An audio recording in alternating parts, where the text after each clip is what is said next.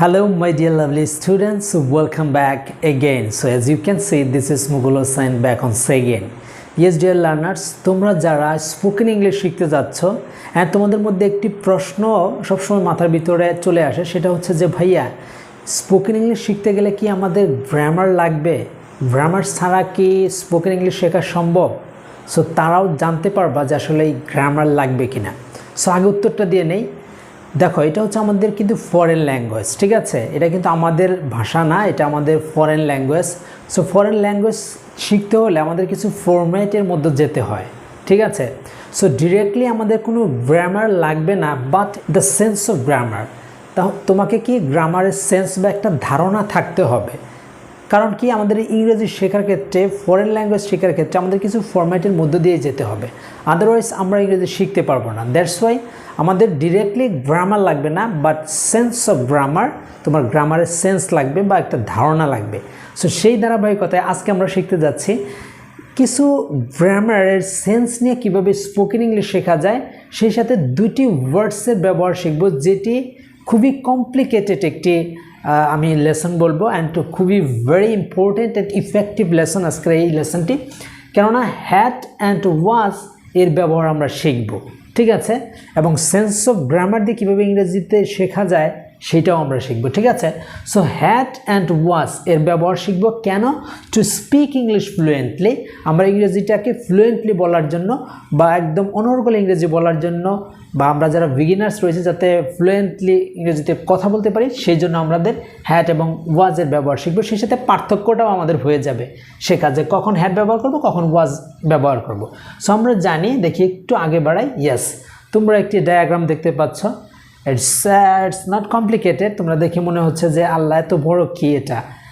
দেখতে থাকো, তোমাদের একদম কনসেপ্টটা ক্লিয়ার করে দিব আমি। হ্যাঁ, দেখো, একটা কমপ্লিকেটেড বিষয়টা হচ্ছে কি, হ্যাড মানে ছিল, ওয়াজ মানেও ছিল।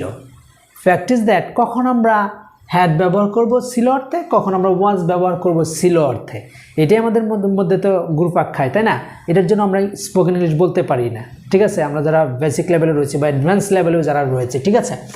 সো হ্যাড মানে ছিল, ওয়াজ মানেও ছিল। দেখো, এখানে আমি একটি ব্যবহার দেখিয়েছি, হ্যাড মানে ছিল, কখন আমরা হ্যাড ব্যবহার করব। একটি ব্যবহার, সেটা খেয়াল করো, যে কারো অধিকারে কোনো কিছু ছিল বোঝাতে। তোমার অধিকারে কোনো কিছু ছিল, বা আমার অধিকারে মানে আমার কোনো একটা কিছু ছিল, আমার অধিকারে থাকা মানে আমার কোনো একটা কিছু ছিল বোঝাতে আমরা ব্যবহার করব হ্যাড, ঠিক আছে? অ্যান্ড এক্সাম্পল দেখি, সেই সাথে দেখে ফেলি। তার আগে আমরা ওয়াজটা কখন ব্যবহার করব একটু পার্থক্যটা দেখি, তাহলে আমাদের মনে থাকবে ভালো। তাহলে হ্যাড কখন ব্যবহার করব? কারো অধিকারে কোনো কিছু ছিল বোঝাতে। অতীতের কোনো একটা জিনিস আমার ছিল, অধিকারে ছিল, আমার ছিল, ঠিক আছে? আমি মালিক ছিলাম, অধিকারে ছিল, তখন হ্যাড ব্যবহার করব। সো ওয়াজ মানেও ছিল, এই ওয়াজটা ব্যবহার করব আমরা তখনই যখন আমরা এই তিনটা ব্যবহার রয়েছে ওয়াজের, ঠিক আছে? তিনটি। প্রথম নাম্বারটা কি? নাম্বার হচ্ছে নিজেই কোথাও ছিল বোঝাতে। একটা বিষয় খেয়াল করো, এটা ছিল কিন্তু কারো অধিকারে কোনো কিছু ছিল। আর ওয়াজ তখনই ব্যবহার করব যে নিজেই কোথাও ছিল বোঝাতে, মানে আমি নিজেই কোথাও ছিলাম বোঝাতে। আরেক নাম্বারটা হচ্ছে কেমন ছিল বোঝাতে অথবা কোথাও কিছু ছিল বোঝাতে ওয়াজ ব্যবহার করব। আমি আবার বলছি, কেমন ছিল বোঝাতে, যেমন তুমি কেমন ছিলে, আমি কেমন ছিলাম, এটা বোঝাতে আমরা কিন্তু ব্যবহার করি। আবার কোথাও কিছু ছিল বোঝাতে, এখানে একটি বাড়ি ছিল, এখানে একটি গাড়ি ছিল, এরকম কোথাও কোনো জিনিস ছিল বোঝাতে আমরা ব্যবহার করব ওয়াজ, ঠিক আছে? আর একটি ব্যবহার রয়েছে নিজের পরিচয় দিতে, অতীতের নিজের পরিচয়, মানে আমি কি ছিলাম, আমার ডেজিগনেশন কী ছিল, আমি ব্যাংকার ছিলাম, আমি ব্যাংক কর্মকর্তা ছিলাম, না কি ছিলাম, আমার একটা নিজের পরিচয় দিতে অতীতের, তখন আমরা ব্যবহার করে থাকি ওয়াজ, ঠিক আছে? চলো আমরা এবার হ্যাডের কিছু এক্সাম্পল দেখি। সো হ্যাড মানে বলেছিলাম কারো অধিকারে কোনো কিছু ছিল বোঝাতে, অধিকারে থাকা। যেমন আই হ্যাড আ কার, আমার একটি গাড়ি ছিল, দ্যাট মিনস আমার অধিকারে ছিল এটা। আই হ্যাড আ কার, আমার একটি গাড়ি ছিল, ঠিক আছে? আমার একটি গাড়ি ছিল। আবার এখানে বলছিলাম নিজেই কোথাও ছিল বোঝাতে ওয়াজ ব্যবহার করব, তাই না? তাহলে দেখো এখানে কি বলছি, আই ওয়াজ ইন এ কার, আমি একটি গাড়িতে ছিলাম, দ্যাট মিনস আমি একটা গাড়ির ভিতরে ছিলাম। এটা হচ্ছে মালিকানা বোঝাতে, অধিকার বোঝাতে, যে আই হ্যাড এ কার, আমার একটি গাড়ি ছিল, এটা আমার মালিকানা আমি, আর আমি নিজেই কোথাও ছিলাম বোঝাতে ওয়াজ ব্যবহার করব। যেমন আই ওয়াজ ইন এ কার, আমি একটি গাড়িতে ছিলাম বা গাড়ির মধ্যে ছিলাম, তাই না? অন্যভাবে যদি অ্যানাদার এক্সাম্পল দেখি, যে আই হ্যাড এ গার্ডেন, আমার একটি বাগান ছিল। আই হ্যাড এ গার্ডেন, আমার একটি বাগান ছিল, থাকতে পারে না? I had a garden, I had a house, I had a কী বলবো, বিজনেস, অনেক কিছু বলতে পারি, বাট এগুলো হচ্ছে আমার অধিকার, আমি মালিকানা ছিলাম। তাহলে আই হ্যাড এ গার্ডেন, আমার একটি বাগান ছিল। বাট ওয়াজের ক্ষেত্রে কি, আমি নিজেই ছিলাম বোঝাতে, নিজেই কোথাও ছিল বোঝাতে, তাই না? তাহলে কি, যেমন I was in a garden, মানে আমি একটি বাগানে ছিলাম, মানে আমি একটি বাগানের মধ্যে ছিলাম। তাহলে কি পার্থক্যটা বুঝতে পারলে? I was in a garden, that means আমি একটি বাগানে ছিলাম, ঠিক আছে? আর এটা ছিল আমার একটা বাগান ছিল, আর হচ্ছে আমি নিজে একটা বাগানের মধ্যে ছিলাম, তখন ব্যবহার করব ওয়াজ। এখানে হ্যাড বললে হবে না, যে I had in a garden হবে না, I was in a garden, আমি একটি বাগানে ছিলাম বা আমি একটি বাগানের মধ্যে ছিলাম। ঠিক আছে ডিয়ার লার্নার্স, আশা করি তোমরা বুঝতে পেরেছো এই প্রথম নিয়মটার সাথে এই প্রথমটা বুঝে গিয়েছো। এবার কেমন ছিল বোঝাতে অথবা কোথাও কিছু ছিল বোঝাতে আমরা একটু দেখি ওয়াজের ব্যবহার। সেটা কেমন? যেমন ইট ওয়াজ ভেরি ইজি, কেমন ছিল? প্রশ্নটি কেমন ছিল? ইট ওয়াজ ভেরি ইজি, এটা খুব সহজ ছিল, ঠিক আছে? বা তোমার ওই জিনিসটা কেমন ছিল? ইট ওয়াজ ভেরি ইজি, এটা খুব সহজ ছিল। তার মানে কেমন ছিল বোঝাতে আমরা ব্যবহার করি এই ওয়াজ, ঠিক আছে? যে ইট ওয়াজ ভেরি ইজি, এটা খুব সহজ ছিল। এখন আমি যদি বলি যে এটাও লিখছিলাম যে কোথাও কিছু ছিল বোঝাতে, কোথাও কিছু ছিল বোঝাতে আমরা ওয়াজ ব্যবহার করব। যেমন দেয়ার ওয়াজ আ মার্কেট হিয়ার, এখানে একটি বাজার ছিল, মানে কোথাও কোনো কিছু থাকা অর্থে ওয়াজ ব্যবহার করব। So there was a market here, এখানে একটি বাজার ছিল। আমরা কিন্তু এটা এখানে হ্যাড বলতে পারবো না যে দেয়ার হ্যাড এ মার্কেট, কারণ কি, এটা তো মালিকানা না, এটা কোথাও কোনো জিনিস ছিল বোঝাতে অতীতে। তাহলে দেয়ার ওয়াজ আ মার্কেট হিয়ার, এখানে একটি বাজার ছিল। এখন যদি বলি যে এখানে একটি মসজিদ ছিল, তাহলে দেয়ার ইজ এ মস্ক হিয়ার, এখানে একটি মসজিদ ছিল। এখন যদি বলি এখানে একটি স্কুল ছিল, তাহলে দেয়ার ওয়াজ আ স্কুল হিয়ার, এখানে একটি স্কুল ছিল, এখানে একটি মাদ্রাসা ছিল, এখানে একটি কি বলবো, এখানে একটি শপিং মল ছিল ইত্যাদি বোঝাতে, মানে কোথাও কোনো কিছু ছিল বোঝাতে আমরা ওয়াজ ব্যবহার করব, ঠিক আছে? সো এবার আরেকটা ব্যবহার ছিল ওয়াজের, যে নিজের পরিচয় দিতে অতীতের, আমি কে ছিলাম এটার একটা পরিচয় দিতে। যেমন আমি যদি বলতি যে I was a banker, that means আমি একজন ব্যাংক কর্মকর্তা ছিলাম, একসময় আমি ব্যাংকে কাজ করতাম, আমি ব্যাংক কর্মকর্তা ছিলাম, বা আমি অফিসার ছিলাম, আই ওয়াজ অ্যান অফিসার, ঠিক আছে? আমি একজন অফিসার ছিলাম, ঠিক আছে? অফিস কর্মকর্তা ছিলাম। তার মানে কি, আই ওয়াজ আ ব্যাংকার, আমি একজন ব্যাংক কর্মকর্তা ছিলাম। আমি যদি বলি আই ওয়াজ আ ডক্টর, আমি একজন ডাক্তার ছিলাম। আই ওয়াজ আ টিচার, আমি একজন শিক্ষক ছিলাম, বলতে পারি না? এক্স্যাক্টলি, দ্যাট মিনস আমার পরিচয় প্রদান করতেও আমরা ওয়াজ ব্যবহার করব, নট হ্যাড আমরা ব্যবহার করব, ঠিক আছে? সো এখন একটা বিষয় এখানে আমাদের মনে রাখতে হবে, যেটা আমি লিখিনি, সেটা হচ্ছে কি, ওয়াজ মানে তো ছিল, এর আরেকটি ফর্ম রয়েছে, সেটা হচ্ছে ওয়ার, WERE, ওয়ার। ওয়ার মানেও ছিল, সেটা আমরা কখন ব্যবহার করব? এই ওয়াজ ব্যবহার করব আমরা যে যে জায়গায়, আর বাকি অন্য ক্ষেত্রে, অর্থাৎ সাবজেক্ট যখন একাধিক হবে, প্লুরাল হবে, তখন আমরা ওয়ার ব্যবহার করব, ওটা মানেও ছিল।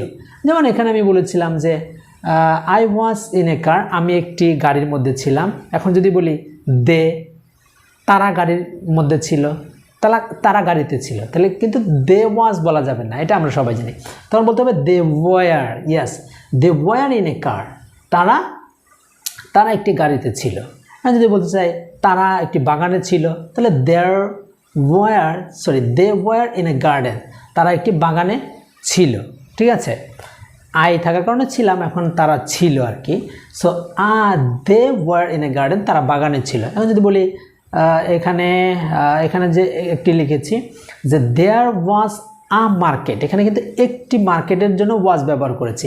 এখানে যদি বলতাম এখানে দুইটা মার্কেট ছিল, এখানে দুইটা বাজার ছিল, তাহলে আমরা বলতে হবে there were two market here. যখন এখানে টু বললাম তখনই এখানে ওয়ার হয়ে যাবে, ঠিক আছে? এখানে একটা মার্কেট ছিল দেখে ওয়াজ হয়েছে, এখানে যখন আমরা একাধিক মার্কেট বলবো তখন আমরা এখানে ওয়াজ বলবো, ঠিক আছে? বা আমি যদি বলি এখানে মার্কেট ছিল, অনেকগুলো মার্কেট ছিল, তখন আমরা কিন্তু ওয়ার বলবো। দেয়ার ওয়ার ম্যানি মার্কেট, আমরা বলতে পারি there were two markets here, market here. তাহলে কী হলো? তাহলে আমরা এই ওয়ারটা নিয়ে আসলাম, ঠিক আছে, প্লুরাল সাবজেক্ট বোঝালে বা প্লুরাল কোনো জিনিস বোঝালে। যেমন এখানে আই ওয়াজ এ ব্যাংকার, আমি একজন ব্যাংক কর্মকর্তা ছিলাম। এখন যদি বলি আমরা ব্যাংক কর্মকর্তা ছিলাম, আমরা তিনজন আছি, আমরা তিনজনই ব্যাংক কর্মকর্তা ছিলাম, তখন আমরা বলতে হবে উই ওয়ার আ ব্যাংকার, আমরা ব্যাংক কর্মকর্তা ছিলাম। তখন আর এ বলা যাবে না যে উই ওয়ার এ ব্যাংকার, তখন বলতে হবে উই ওয়ার ব্যাংকার, ঠিক আছে। সবাই মিলে যেহেতু সবাই মিলে একটা ব্যাংক কর্মকর্তা ছিলাম, আমরা সবাই মিলে আলাদা আলাদা ছিলাম, সো উই ওয়ার ব্যাংকার, আমরা ব্যাংক কর্মকর্তা ছিলাম। উই ওয়ার ডক্টর, আমরা ডাক্তার ছিলাম। উই ওয়ার টিচার, আমরা শিক্ষক ছিলাম, ঠিক আছে। সো এই আসলে ব্যাপার। আর একটা বিষয় বলতে হবে যে হ্যাডটা একদম মজার বিষয়টা হচ্ছে হ্যাড যখন আমরা ব্যবহার করব এর সকল সাবজেক্টের সাথে যায়। যেমন এখানে বলছিলাম আই হ্যাড এ কার, আমার একটি গাড়ি ছিল। আমাদের একটি গাড়ি ছিল, তাহলে উই হ্যাড এ কার। তাদের একটি গাড়ি ছিল, দে হ্যাড এ কার। এখানে যদি বলি কি বলবো, একাধিক সাবজেক্টের ক্ষেত্রেও হ্যাডই বসে। হ্যাড সকল সাবজেক্টের সাথে যায়, এটা নিয়ে কোনো প্রবলেম নেই। জাস্ট খালি নিয়মটা জানতে হবে, কারো অধিকারে কোনো কিছু ছিল বোঝাতে হ্যাড ব্যবহার করতে হবে, ঠিক আছে। এইবার আমরা আরেকটি ব্যবহার শিখব, ঠিক আছে। যেটা কি আমরা এবার আরেকটি ব্যবহার শিখব, সেটা হচ্ছে কি হ্যাডের আগে দেখি যে কাজ করা বোঝাতে। কাজ করা বোঝাতে কি তখন ছিল অর্থে না, এখানে যদিও ছিল লেখা কিন্তু ছিল অর্থে না, মূলত কাজ করা অর্থে। যেমন অনেক সময় বলি না যে সে আসার আগে আমি কাজটি করেছিলাম। একটা চিরচারিত একটা মানে কথা আছে যে ডাক্তার আসিবার পূর্বে রুগীটি মারা গেল, এটা আছে না, যে সে আসার আগে আমি ভাত খেলাম, মা আসার আগে আমি কাজটি শেষ করলাম, টিচার আসার আগে আমি হোমওয়ার্ক শেষ করলাম।